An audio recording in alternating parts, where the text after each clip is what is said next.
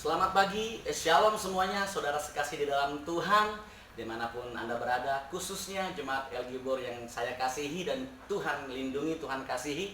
Apa kabar saudaraku sepanjang pekan ini, sepanjang detik ini? Kita yakin dan percaya bahwa perlindungan Tuhan, penyertaan Tuhan, pertolongan Tuhan senantiasa luar biasa bagi setiap kita. Haleluya. Mari saudaraku, pagi hari ini sama-sama kita mengucap syukur untuk kebaikan Tuhan, untuk penyertaan Tuhan yang sempurna bagi setiap kita. Bahwasanya pagi hari ini kita diberikan kesempatan untuk boleh memuji, menyembah Tuhan, memberikan yang terbaik buat Tuhan, dan sama-sama mengucap syukur atas perbuatannya yang luar biasa kepada setiap kita. Haleluya. Mari saudaraku, meskipun kita beribadah di rumah masing-masing, tapi kita yakin dan percaya bahwa penyertaan Tuhan, kuasa Tuhan tidak terbatas ruang dan waktu. Haleluya. Mari saudaraku, sama-sama kita memuji Tuhan, kita menyembah Tuhan. Terima kasih Tuhan Yesus, terima kasih.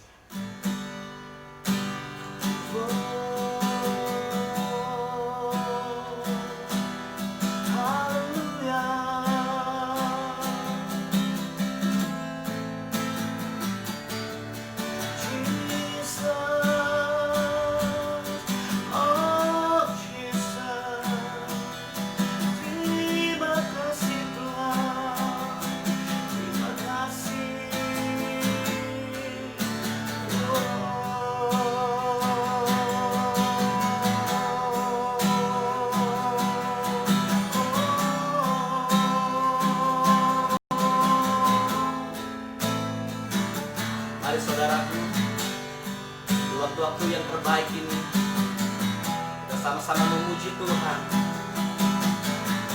sama-sama menyembah Tuhan, kita sama-sama menaikkan ucapan syukur kita kepada Tuhan, sebab Dia baik, selalu baik atas setiap kita. Terima kasih Tuhan.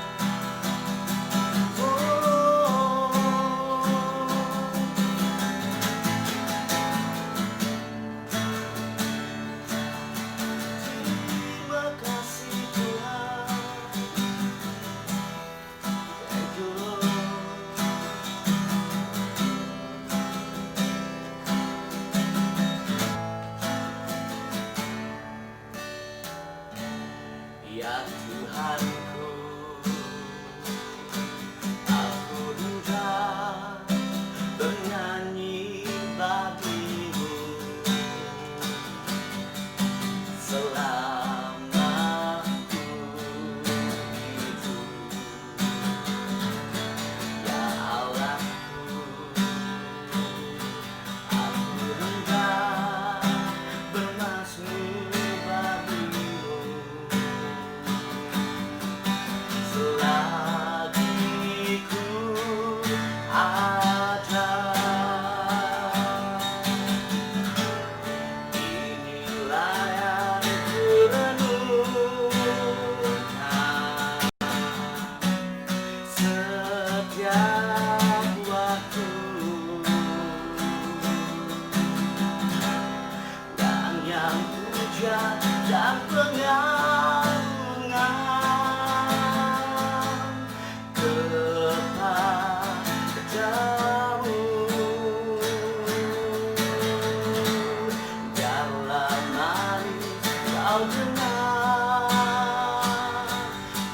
Tuhan, manis kau dengar Tuhan, dan hatiku bersuka padamu.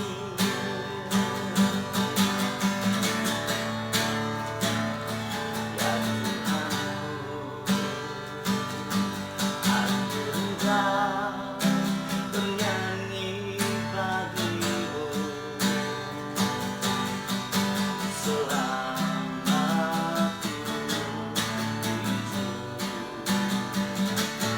Ya Allahku, aku hendak bermazmur bagimu selagi ku ada. Oh, inilah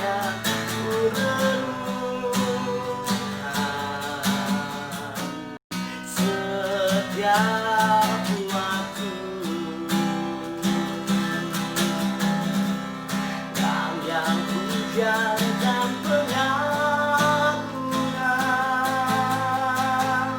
kepadamu.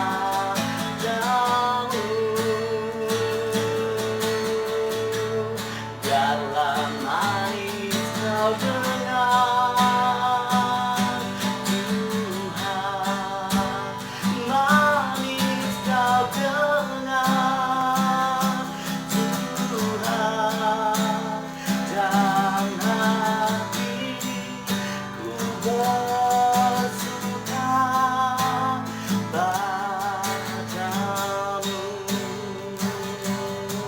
Oh, inilah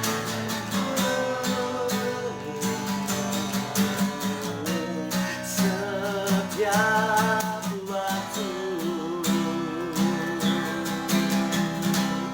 nyanyian pujian dan pengagungan kepadamu. Oh, dalam manis kau dengar Tuhan, manis kau dengar Tuhan, dan hatiku bersuka padamu.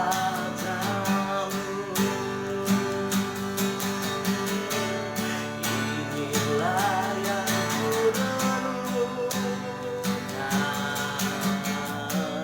setiap waktu, nyanyian pujian dan pengagungan kepadamu. Dalam manis kau dengar Tuhan, manis kau dengar Tuhan, dan hatiku bersuka padamu. Dan hatiku bersuka padamu. Dan hatiku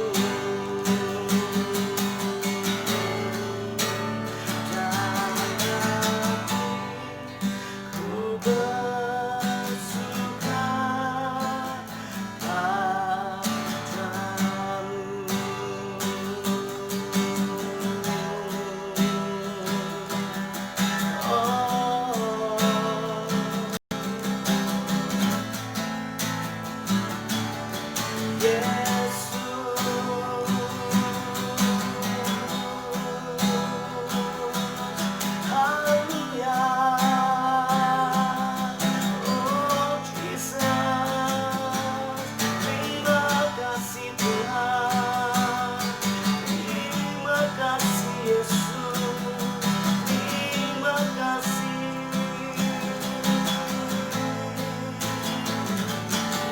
kami bersyukur,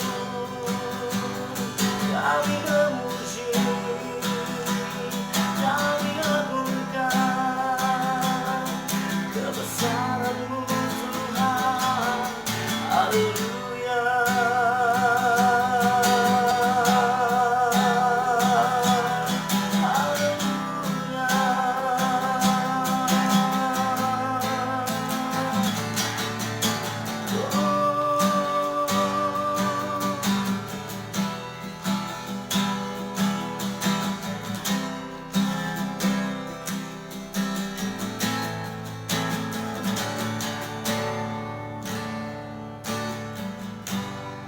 Ku menyembah dalam kudus hadirat-Mu, hampiri kata kasih karuniamu Bapa.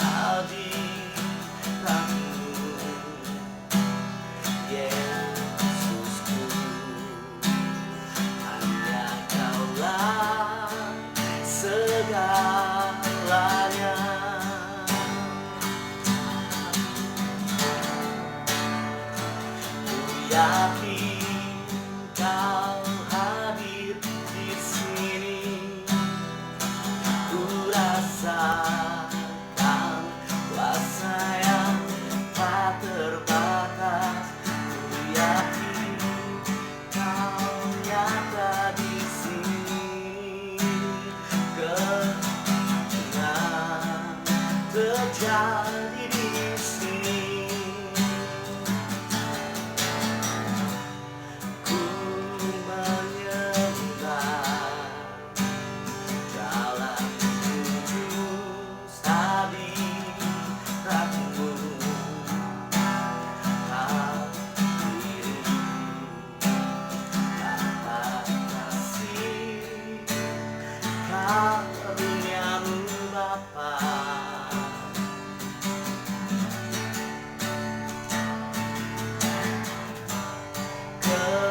Kekuatanku hanya dalam hadirat-Mu, Yesusku, hanya Daulah segalanya.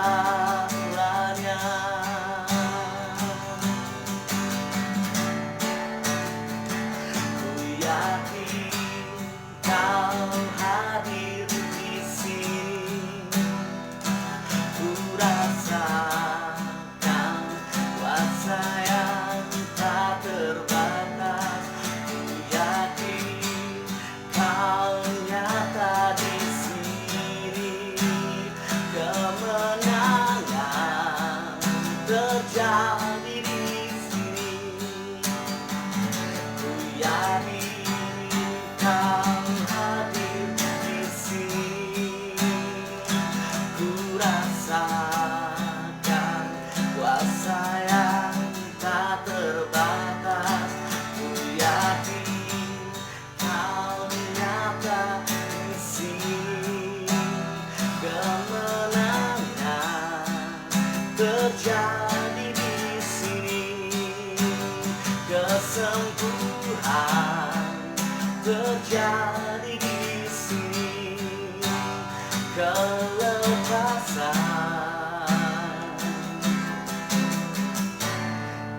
terjadi di sini.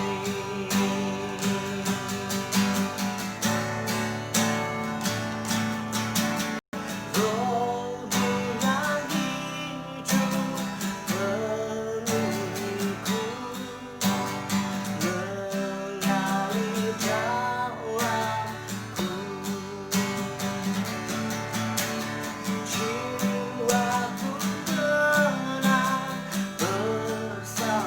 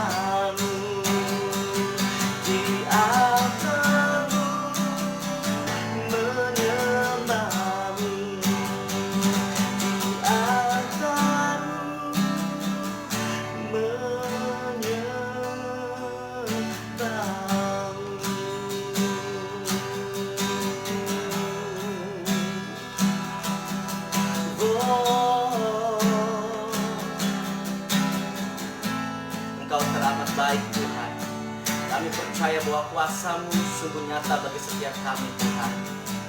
Pagi hari ini kami sungguh bersyukur. Kami masih diberikan kesempatan untuk memuji, menyembah-Mu, dan memberikan ucapan syukur yang terbaik Tuhan. Ya Aba, ya Bapa, urapi setiap anak-anak-Mu ya Bapa, agar setiap langkah kehidupan kami penuh dengan tuntunan Roh Kudus, agar setiap hati kami mengalami damai sejahtera, sukacita yang daripada Engkau Tuhan. Kami percaya bahwa Engkau Allah yang selalu beserta dengan kami. Bahkan meski apapun Tuhan yang terjadi, satu hal yang kami percaya, bahwa penyertaan-Mu sempurna bagi setiap kami Tuhan. Pertolongan-Mu selalu tepat pada waktunya ya Bapa. Terima kasih Tuhan. Terima kasih Bapa.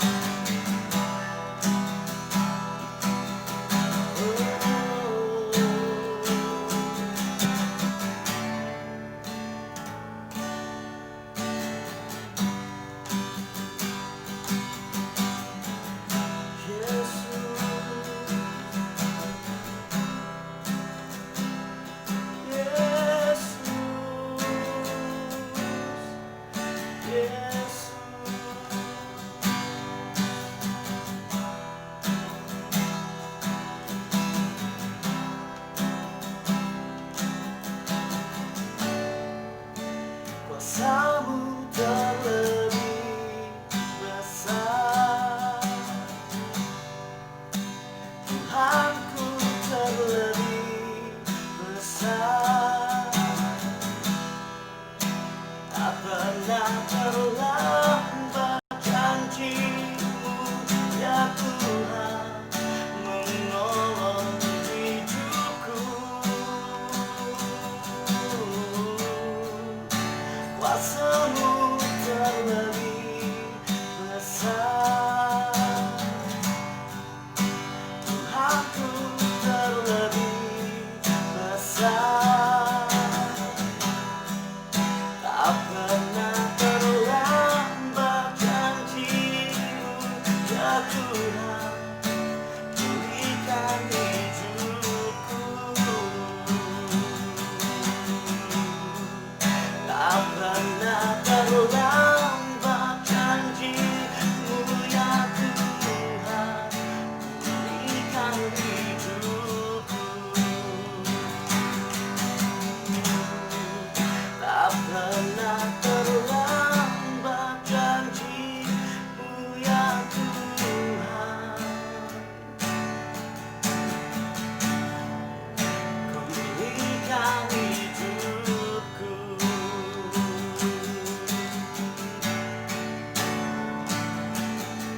Bagaikan bencana siap dibelenggu, jadikan hidupku di tangan-Mu. Dengan urapan kuasa Roh-Mu, ku dibaharui selalu. Jadikanku Allah dalam rumah-Mu, curah hidupku di tangan-Mu. Bentuklah seluruh kehendak-Mu, pakailah sesuai rencana-Mu. Ku mau seperti-Mu Yesus, disempurnakan selalu dalam segenap jalanku, memuliakan nama-Mu.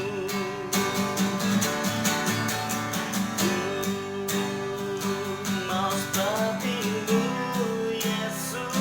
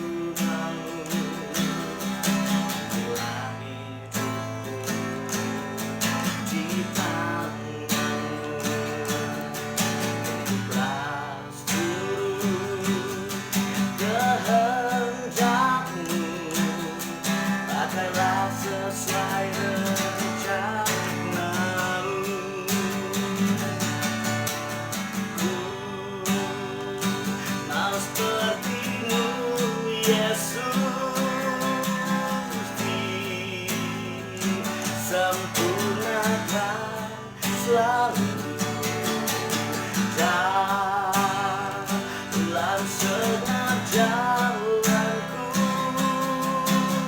memuliakan namamu. Ku mau seperti-Mu, Yesus,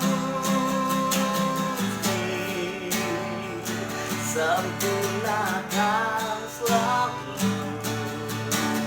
dalam segenap jalanku,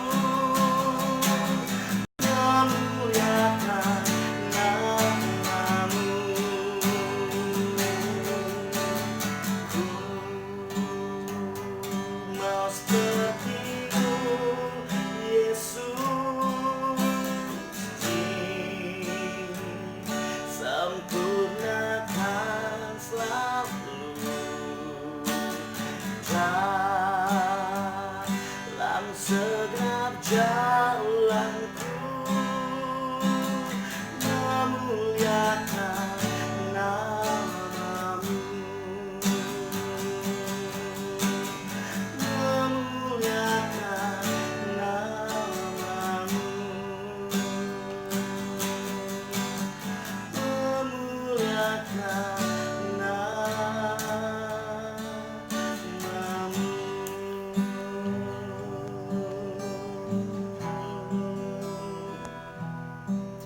Terima kasih Tuhan, kami mengucap syukur untuk penyertaan-Mu dan pertolongan-Mu yang luar biasa atas setiap kami Tuhan. Kami percaya Engkau Allah yang selalu beserta kami Tuhan. Apapun yang Tuhan izinkan terjadi atas kehidupan kami, satu hal yang kami percaya, Tuhan tidak pernah meninggalkan kami walaupun sedetik. Dan apapun yang Tuhan izinkan terjadi atas kehidupan kami, kami percaya Tuhan punya rencana yang indah bagi setiap kami. Tuhan, jika sebentar kami mau belajar kebenaran firman-Mu, Kau urapi hamba-Mu Tuhan, yang sebentar lagi akan menyampaikan kebenaran firman-Mu. Biarlah Kau urapi bibir hamba-Mu ini Tuhan, menjadi satu media untuk menyampaikan isi hati-Mu Bapa. Dan berikan kepada kami hati yang mau diajar, hati yang mau selalu dibentuk oleh Tuhan, agar setiap benih firman yang ditabur melalui hamba-Mu pagi hari ini boleh bertumbuh dan berbuah manis atas kehidupan setiap kami Bapa, sehingga firman itu menjadi rema yang betul-betul mengubah kehidupan kami Tuhan. Terima kasih ya Bapa, terima kasih Tuhan Yesus, terima kasih Bapa. Urapi ya Tuhan setiap kami, agar kami boleh disegarkan, boleh dikuatkan dengan kebenaran firman.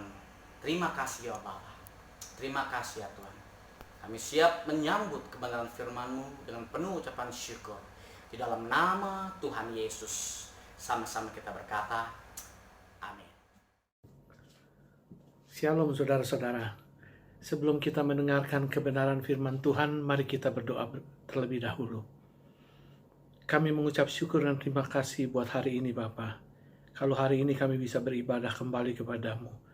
Sekalipun ibadah yang kami lakukan saat ini adalah ibadah online, tapi kami percaya setiap pujian dan penyembahan yang telah kami naikkan kepada-Mu, itu telah menyukakan hati Tuhan. Dan sekalipun ibadah ini kami lakukan secara online, kami percaya hadirat Tuhan, kehadiran Tuhan tetap ada bersama-sama dengan kami. Karena Allah yang kami sembah adalah Allah omnipresent, Allah yang selalu hadir dimanapun kami berada. Untuk itu kami sungguh mengucap syukur dan terima kasih buat semua kebaikan-Mu. Bila sebentar kami akan duduk diam mendengarkan kebenaran firman Tuhan, biarlah Allah Roh Kudus berkuasa atas hati kami, Allah Roh Kudus berkuasa atas pikiran kami, dan Allah Roh Kudus yang akan menasehatkan kami dengan kebenaran firman-Mu. Bahkan lebih daripada itu, Allah Roh Kudus juga yang akan menegur kehidupan kami yang tidak berkenan kepadamu. Berfirmanlah buat kami Bapa, dan urapi juga hamba-Mu ini, supaya pada saat ini semua kebenaran firman Tuhan yang boleh disampaikan lewat lidah bibir mulut hamba-Mu ini. Terima kasih Bapa, hanya dalam nama Yesus kami meteraikan doa ini. Amin. Shalom sekali lagi saudara, shalom. Udah lama kita nggak ketemu ya, nggak tatap muka ya. Saat ini sekali kita ketemu, kita ibadah bersama, kita ibadah online. Memang pemerintah sih sudah memberi kebebasan, sedikit kelonggaran supaya gereja bisa mengadakan ibadah langsung seperti dahulu kala. Tapi memang gereja perlu banyak persiapan menyangkut wabah virus corona ini. Mungkin nggak berapa lama lagi gereja kita bisa kembali beribadah seperti biasa. Hanya saja kita sekali lagi perlu persiapan supaya nanti kita bisa beribadah dengan baik, dengan aman, dan dengan nyaman. Ya, baiklah, kita akan masuk dalam firman Tuhan. Saudara boleh buka Alkitab saudara dari kitab Amsal. Amsal 28 ayat 20. Di sini saya akan bicara tentang dipercaya Tuhan. Amsal 28 ayat yang ke-20. Saya bacakan untuk saudara-saudara ya, satu ayat saja. Amsal 28 ayat 20, firman Tuhan berkata seperti ini. Orang yang dapat dipercaya mendapat banyak berkat. Tetapi orang yang ingin cepat menjadi kaya tidak akan luput dari hukuman. Kita akan fokus pada ayat 20a, kata-kata kalimat yang pertama. Orang yang dapat dipercaya mendapat banyak berkat. Yang saya ingin garis bawahi di sini adalah orang yang dapat dipercaya. Dipercaya oleh siapa? Sudah pasti dipercaya oleh Tuhan. Saudara, saya percaya setiap manusia, setiap orang ingin dipercaya oleh orang lain. Benar nggak saudara-saudara? Pasti ya. Saya ingin dipercaya oleh Tuhan. Saya percaya saudara-saudara juga ingin dipercaya oleh Tuhan. Saya juga kalau kita berkenalan dengan orang lain, umpamanya seperti saya dengan Bapak Gembala, Pak Jimmy atau dengan Ibu Leni, saya ingin dipercaya dengan Pak Jimmy atau Ibu Leni. Dan demikian juga saya yakin Pak Jimmy dan Ibu Leni juga ingin dipercaya oleh saya. Dan setiap orang yakin kalau dirinya tuh ingin dipercaya dan pasti dipercaya oleh orang lain. Tetapi masalah dipercaya atau tidak dipercaya itu sebenarnya tergantung dari pribadi kita sendiri, saudara. Seperti saya seumpamanya saya punya anak buah, punya karyawan beberapa orang. Karyawan-karyawan saya ini semuanya pasti berkata, oh saya dipercaya sama bos. Saya mau bos pak, pokoknya kalau sama saya mau udah oke aja. Tapi apakah saya bisa percaya kepada seluruh karyawan saya? Belum tentu. Karena apa? Karena masing-masing karyawan saya itu punya karakter sendiri.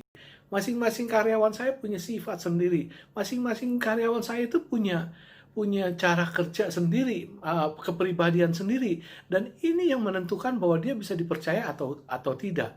Ada karyawan saya yang kelihatannya baik-baik saja. Oh, di depan saya dia baik, di depan saya dia rajin. Tetapi sebenarnya dia ini orangnya males. Di belakang saya, boro-boro dia kerja. Kalau saya perintah itu, ini. Dia bilang, oke bos, saya akan kerjakan bos, oke bos. Tapi giliran saya pergi, dia diam aja. Dia nggak kerja, dia ngerokok, dia ngopi, dia santai, dia jalan sono, jalan kemari. Saya taunya dari mana? Karena saya pasang CCTV. Nah, orang-orang seperti ini apakah bisa dipercaya? Tentu saya nggak bisa percaya. Karena dia cuma di depan saya aja, dia bisa berbuat seperti itu. Di belakang saya, dia terbalik. Saudara, sama dengan hubungan kita dengan Tuhan. Di sini firman Tuhan mengatakan orang yang bisa dipercaya oleh Tuhan itu mendapatkan banyak berkat. Saya nggak fokus ke dalam banyak berkat itu, tapi saya fokus kepada dipercaya. Sebagai manusia, kalau kita percaya sama Tuhan, itu hal yang biasa, saudara. Saudara percaya sama Tuhan, saya percaya sama Tuhan. Itu hal yang biasa, hal yang lumrah. Semua orang di luar sana juga banyak yang percaya sama Tuhan. Oh iya, saya juga percaya sama Tuhan. Itu hal yang biasa, saya katakan. Sekali lagi, itu hal yang biasa. Tapi yang luar biasa, kalau kita ini dipercaya sama Tuhan. Itu baru luar biasa. Nah, seberapa jauh kita dipercaya oleh Tuhan, itu tergantung dari diri kita sendiri. Semua anak-anak Tuhan mungkin bisa berkata, oh iya saya mau udah dipercaya sama Tuhan. Saya udah dipercaya sama Tuhan. Tuhan pasti percaya sama saya. Saya anak baik-baik, saya hau-hau sensen. Saya orang oke-oke aja. Tapi apakah benar kita udah dipercaya sama Tuhan? Saudara, pasti ada beberapa kriteria atau beberapa bukan persyaratan ya, atau beberapa hal yang patut kita penuhi supaya kita itu bisa dipercaya sama Tuhan. Ada banyak. Tapi pada saat ini, pada hari ini saya akan bahas 3 hal aja. 3 hal utama yang menurut saya ini mutlak harus ada dalam diri anak-anak Tuhan supaya kita bisa dipercaya sama Tuhan. Nomor 1, saudara, kalau kita mau dipercaya sama Tuhan, kita patut memiliki kesetiaan. Kita patut memiliki kesetiaan. Hanya setia saja. No. Bukan setia berhenti sampai kata setia saja. Tapi yang saya maksudkan setia itu bukan cuma berhenti di kata setia, tapi juga dia taat akan peraturan ketetapan yang Tuhan tentukan. Jadi antara setia dan ketaatan itu adalah sesuatu yang berhubungan, sesuatu yang menjadi satu. Nggak bisa dipisahkan, nggak bisa diceraikan setia sendiri. Nah, setia dan taat itu harus berjalan beriringan. Kalau kita nggak setia sama Tuhan, bagaimana mungkin Tuhan bisa percaya sama kita? Ini hal yang paling sederhana loh. Hal yang patut ada dalam diri setiap anak-anak Tuhan. Hal yang simpel saya ambil contoh dalam kehidupan hari-hari seumpamanya. Saya punya karyawan. Ini karyawan nggak setia benar-benar sama saya. Ini karyawan kalau ada orang lain menyuruh dia kasih uang rokok aja, uang tips saja ke karyawan saya ini. Oh, dia akan beralih ke sana ke itu orang. Dia suruh itu, suruh ini, dia abaikan dulu kerjaan saya, dia tinggalkan. Dia lebih bela ke sana. Dia nggak setia sama saya. Apakah saya bisa percaya orang seperti ini? No. Nggak bisa. Sama dalam kehidupan anak-anak Tuhan pun seperti itu.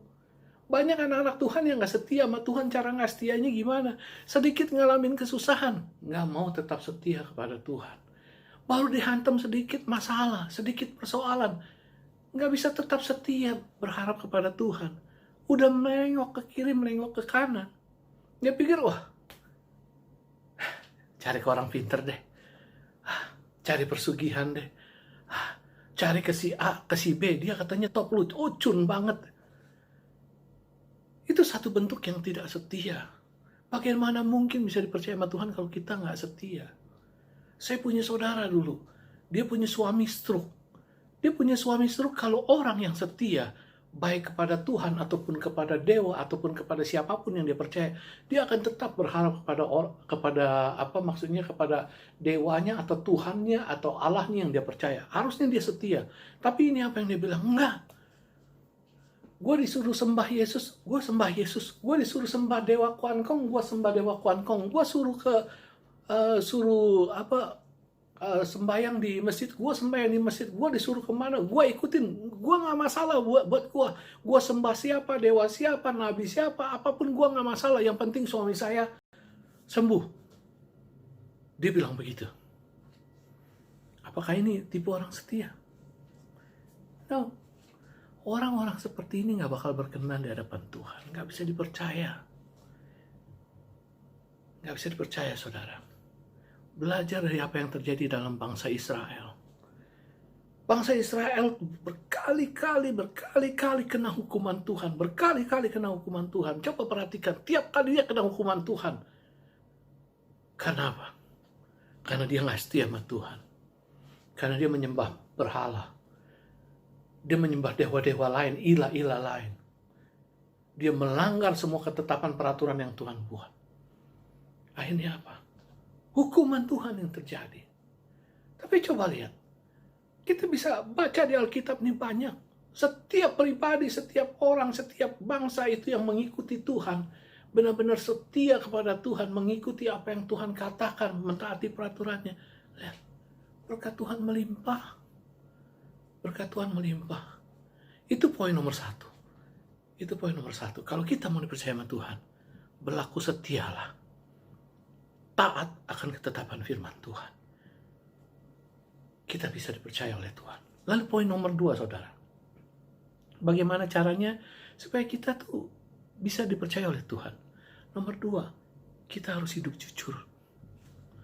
Jujur bukan jujur hanya jujur kepada Tuhan, tetapi jujur kepada sesama. Jujur di dalam hidup ini. Jujur itu kurang lebih pengertiannya apa ya? Nggak curang, tidak menipu, itu jujur. Tidak melakukan hal-hal yang merugikan orang lain, tidak curang lah, itu jujur. Orang dunia suka bilang begini, saudara. Kalau kamu cari orang pinter, itu banyak. Kamu cari orang ahli, itu banyak. Kamu cari orang tanggung jawab, itu banyak. Cari orang rajin, banyak, nggak ada masalah. Tapi cari orang jujur, langka. Orang jujur langka. Kenapa orang jujur bisa langka? Kenapa orang jujur bisa langka? Karena memang orang jujur itu sangat sedikit sekali. Kejujuran itu berpulang pada diri sendiri, kita mau jujur apa enggak. Dan ini berpulang kepada hati, kepada kebersihan hati, isi hati ini. Kalau saudara orang yang taat akan firman Tuhan, saudara yang takut kepada Allah, saudara bukan tipe orang yang suka berbuat curang, menipu orang, saudara akan hidup jujur. Nggak gampang.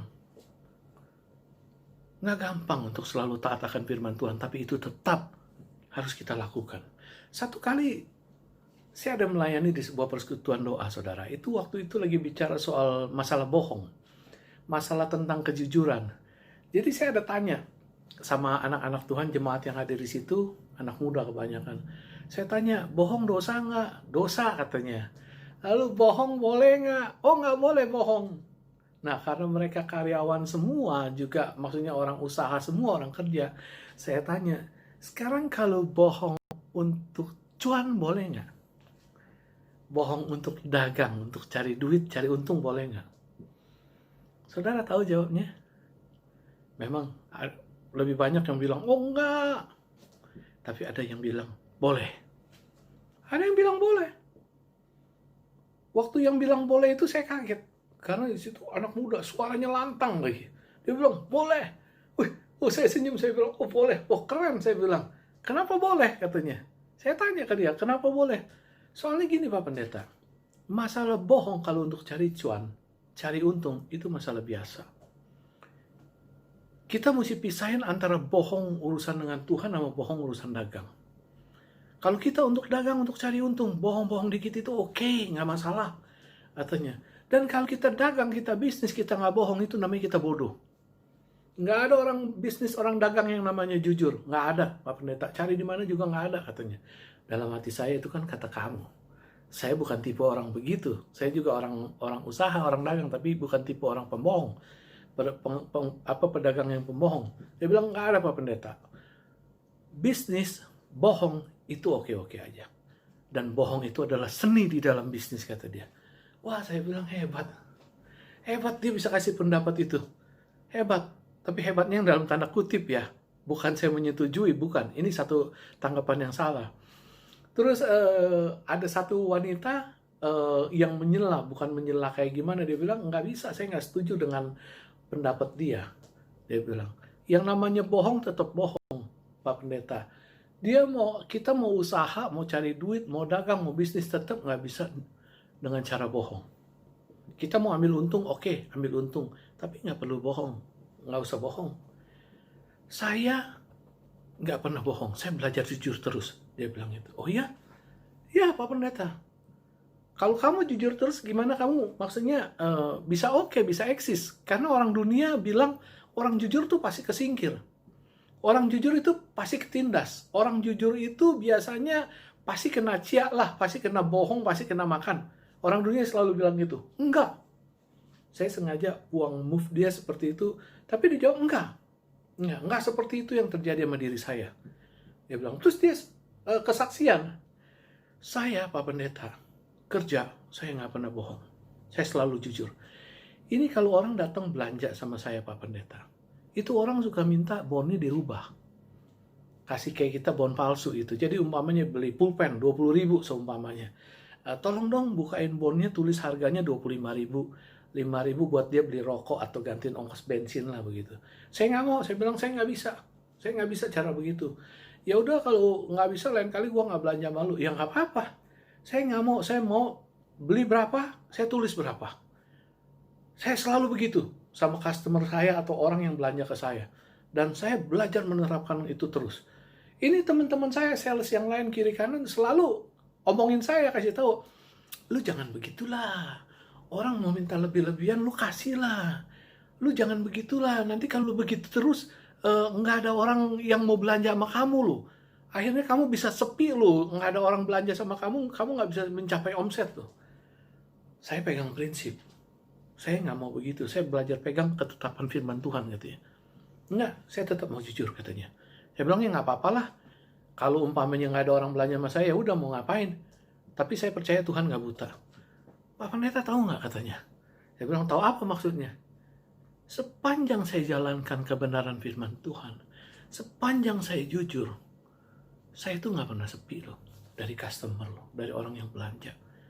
Waktu lagi resesi, lagi krisis, teman-teman saya, sales-sales saya yang lain, sales-sales yang lain, itu yang biasa bisa ACC, buka bon-bon palsu, bisa ngelebihin harga. Itu semuanya pada sepi, semuanya pada nggak ada pelanggan datang.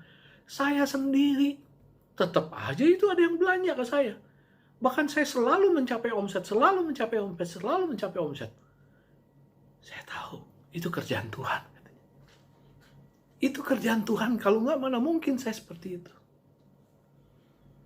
Saudara, saya dengar dia bicara begini, saya bilang, ini sesuatu yang luar biasa. Ini yang harusnya ada dalam diri setiap anak-anak Tuhan. Pegang kejujuran. Kenapa? Firman Tuhan sendiri bilang, orang yang bisa dipercaya mendapatkan berkat lebih banyak.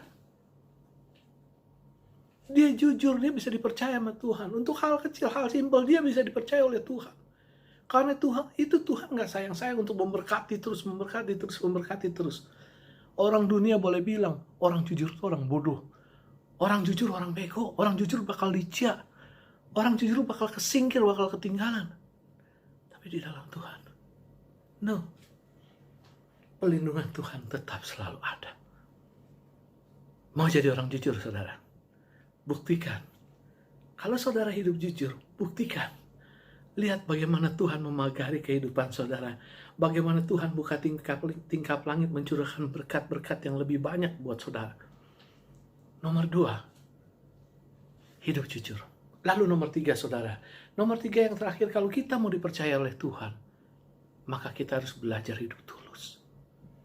Tuhan suka sama orang tulus. Orang tulus itu orang yang antara luar dan dalam itu selalu sama. Antara apa yang diucapkan dengan isi hati selalu sama. Jadi kalau umpamanya kurang lebih begini ya, ada orang lewat, saya senyum. Antara bibir saya tersenyum dan hati saya itu sama. Bibir saya senyum, hati saya senyum.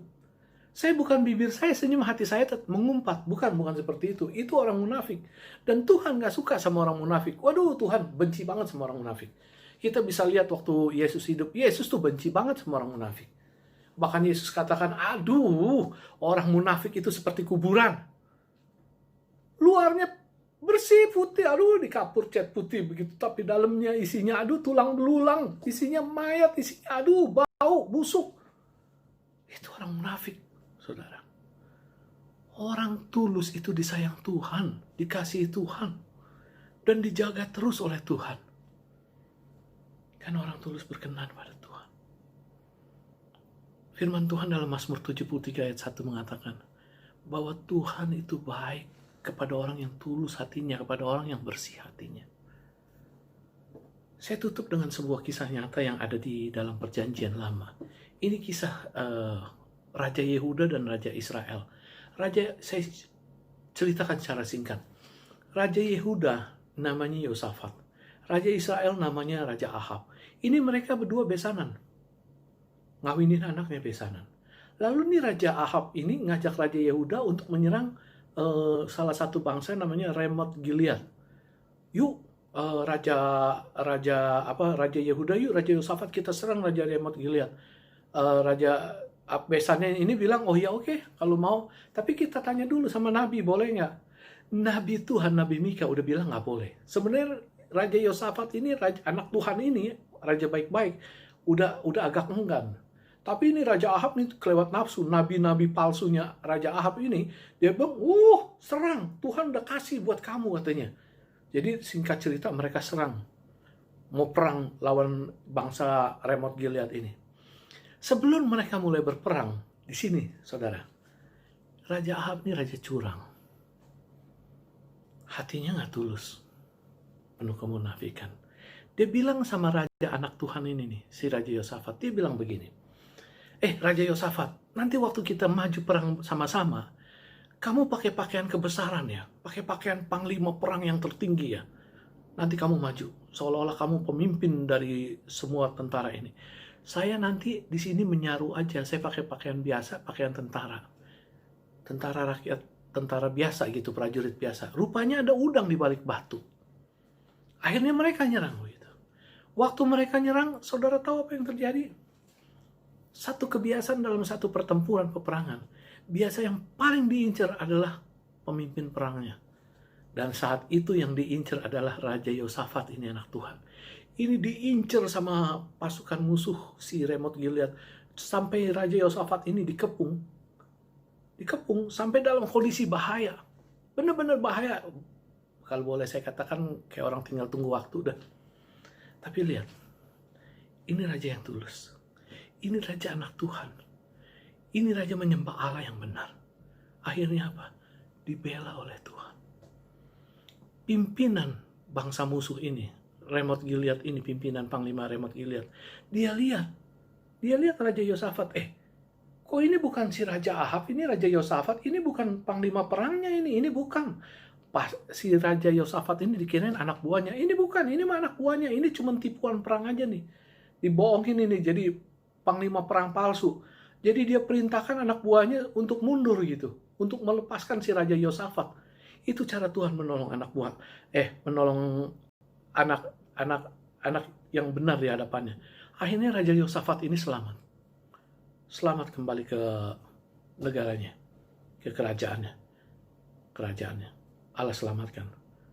Dan saudara tahu apa yang terjadi pada diri Raja Ahab, ini raja yang curang, yang nggak tulus ini, yang besannya sendiri mau dikorbanin. Dia mati. Matinya bagaimana? Ini ada tentara musuh, tentara Ramoth Gilead, dia sembarang lepas panah. Pas panah dilepas, itu kena si Raja Ahab. Tapi kenanya bukannya di baju perangnya, bukan. Kalau itu panah kena di baju perang begini, itu nggak tembus, nggak apa-apa. Itu kan bajunya tertutup rapat begini, nggak tembus. Tapi kenanya di mana? Kenanya di sela-sela jahitan, sambungan seperti ini gitu. Jadi kena di sambungan begini sehingga itu anak panah yang tajam ini masuk, tembus, nancep ke badannya. Akhirnya apa? Meninggal. Saudara, waktu saya baca cerita ini, saya tahu ini adalah karya Tuhan. Saya tahu ini adalah hukuman Tuhan atas orang yang gak tulus hatinya. Besannya sendiri mau dikorbankan. Orang yang hatinya curang, orang yang hatinya gak tulus selalu berurusannya dengan Tuhan. Tapi lihat firman Tuhan katakan, orang Tuhan itu baik sama orang yang tulus hatinya, yang bersih hatinya. Lihat si Raja Yosafat, sekalipun dia udah dikepung, udah seolah-olah tunggu waktu, hampir mati, Tuhan tetap bisa selamatkan dia. Saudara, hari ini kita belajar tentang menjadi pribadi yang bisa dipercaya oleh Tuhan. Paling nggak ada 3 hal yang harus ada dalam diri kita. Kita harus ada kesetiaan, lengkap dengan ketaatan akan ketetapan firman Tuhan. Kita harus hidup dalam kejujuran. Dan kita harus hidup dalam ketulusan. Karena kalau kita bisa dipercaya oleh Tuhan, bonusnya banyak berkat Tuhan yang akan ditambahkan kepada kita. Saudara mau hidup dipercaya oleh Tuhan? Ada amin? Amin ya saudara ya. Amin. Tuhan memberkati. Mari kita berdoa. Kami mengucap syukur buat kebenaran firman-Mu yang kami dengar di hari ini. Bukan satu hal kebetulan kalau saat ini Allah berbicara tentang kami menjadi pribadi yang bisa dipercaya oleh Tuhan. Kami tahu Tuhan menginginkan supaya setiap anak-anak-Mu yang hidup dalam dunia ini bisa dipercaya oleh Tuhan. Karena kalau hidup kami bisa dipercaya oleh Tuhan, berarti hidup kami telah menyenangkan hati Tuhan. Berarti hidup kami seirama dengan isi hati Tuhan. Berarti hidup kami bisa memuliakan nama Tuhan. Bapa, biar apa yang kami dengar di hari ini boleh kami tertanam dalam hati kami. Kami bisa berlaku tetap setia kepadamu. Kami bisa berlaku tetap taat akan kebenaran firman-Mu. Kami bisa berlaku hidup dengan kejujuran selalu. Dan kami boleh tetap hidup tulus di hadapan Tuhan. Berkati kami, berkati keluarga kami. Dan biar Allah Roh Kudus yang akan bertata sepanjang hidup kami ini, memampukan kami untuk bisa melakukan kebenaran firman-Mu ini. Terima kasih Bapa. Dalam nama Yesus kami meteraikan doa ini. Amin. Shalom saudara, sampai ketemu lagi. Baik, jemaat Tuhan, kita sudah mendengar kebenaran firman Tuhan yang disampaikan oleh hambanya, Bapak Pendeta Wiwi Karta. Terima kasih hambanya yang sudah berbagi berkat kebenaran firman Tuhan. Sebentar kita akan mengakhiri ibadah kita. Kita akan berdoa dan menerima berkat Tuhan. Bapa di dalam surga, kami mengucap syukur buat ibadah kami hari ini. Walaupun masih dalam ibadah online, kami tetap bersyukur, kami tetap beribadah dan menerima berkat-berkat Tuhan, terutama berkat kebenaran firman-Mu yang akan menuntun langkah hidup kami hari lepas hari. Tuhan, berkati setiap kami yang sudah beribadah pada pagi hari ini, berkati gereja-Mu, GBI El Gibor, seluruh jemaat dan seluruh pelayan yang ada. Berkati gereja Tuhan, biar keberadaan gereja Tuhan boleh menjadi berkat bagi lingkungan sekitar dan juga bagi banyak orang, sehingga nama-Mu Tuhan Yesus semakin dipermuliakan. Berkati juga bangsa Indonesia, bangsa di mana kami tinggal dan kami hidup, biar kiranya bangsa ini boleh terlepas dari pandemi COVID-19 dan kembali berangsur-angsur pulih dan keadaan kembali normal seperti sedia kala. Terima kasih Bapak, sebentar kami akan mengakhiri ibadah kami. Kami rindu Tuhan memberkati kami. Mari jemaat Tuhan, angkat kedua tanganmu, arahkan mata hatimu kepada Tuhan, dan terimalah berkat Tuhan. Tuhan memberkati engkau dan melindungi engkau. Tuhan menyinari engkau dengan wajahnya dan memberi engkau kasih karunia. Tuhan menghadapkan wajahnya kepadamu dan memberi engkau damai sejahtera. Terimalah dan milikilah berkat-berkat terbaik dari Bapa di sorga.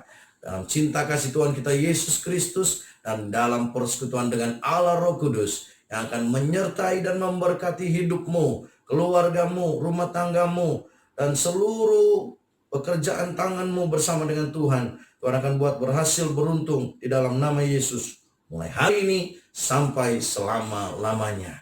Tuhan akan mengangkat setiap kita menjadi kepala bukan ekor.